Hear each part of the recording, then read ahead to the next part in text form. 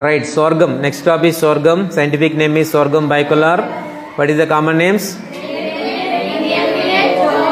Yes, great millet, Indian millet, jowar. So మన questions అడిగేటప్పుడు ఎప్పుడైనా సరే నీకు ప్రతిసారి sorghum అని అడగాలని లేదు.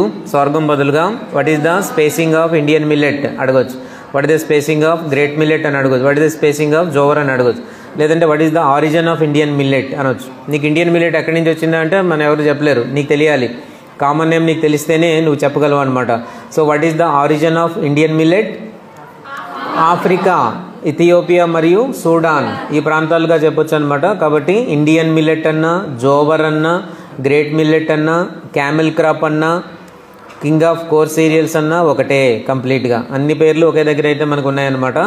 దీన్నే మనము క్యామెల్ క్రాప్ అంటాం. క్యామెల్ ఓకే, తక్కువ నీరున్నటువంటి పరిస్థితుల్లో కూడా ఇది బాగా పెరగగలుగుతుంది కాబట్టి దీన్ని ఏమన్నారనంటే క్యామెల్ క్రాప్ అని